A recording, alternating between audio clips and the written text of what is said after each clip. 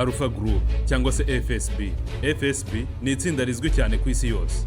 Rizwiho ubutasi bukomeye cyane imbere mu Burusiya ndetse no gucakira abanzi b'u Burusiya rikabakorera iyicarubozo rikomeye cyane. Iri tsinda rigizwe n'abakomando batinyitse cyane haba imbere mu Burusiya ndetse no hanze yabwo.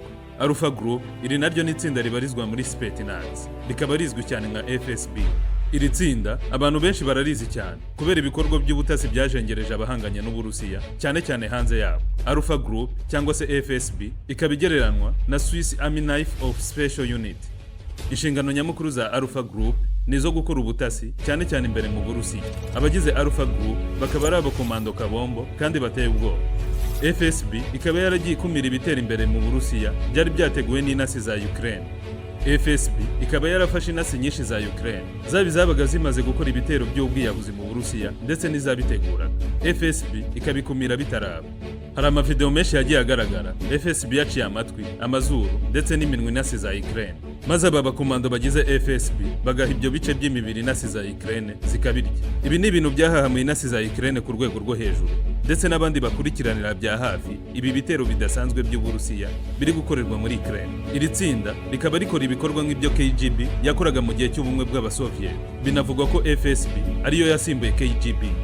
Muri zimwe muri misiyo ziteye ubwoba bakoze harimo guhirika ubutegetsi Kabul muri Afghanistan, bikarangira bigaruriye perezidansi y'iki gihugu cya Afghanistan. Iyo operasiyo ikaba yarabayeho mu gihe gito cyane, irangira ikuye ku butegetsi Hafizullah Amin wahoze ari perezida wa Afghanistan ku itariki 27 Ukuboza mu 1979. FSB ikabizwiho guhahamura ibyihebe kugira aho bamwe bavuga ko itera ubwoba abaterabwoba. Bazwiho kandi gukora operasiyo zigoye cyane harimo kubohoza abashimuswe n'ibyihebe. Ubu bivugwa ko ab'ingenzi muri Alpha Group cyangwa se FSB ari 250. Ni bake ariko bakora akazi kagoranye kandi bakagasoza neza. Alpha Group kandi bagiye bakora akazi ko kurinda abakomeye muri Afghanistan ndetse n'ahandi mu bihugu byo mu burasirazuba bwo hagati. Aba basore bakaba bahabwa imyitozo ikakaye mu gihe kingana n'imyaka 3 yose, harimo kurwanira ku butaka, gusimbukira cyangwa kumanukira mu mitaka, kurwanira mu mazi ndetse no mu bukonje, kurasa badahusha, kwirwanaho bakoresheje imibiri yabo nta ntwaro, kwiga indimi z'amahanga zitandukanye ndetse n'ibindi. Muri Spetsnaz kandi harimo n'irindi tsinda ryitwa Group V. Group V nayo ikabibarizwa muri FSB.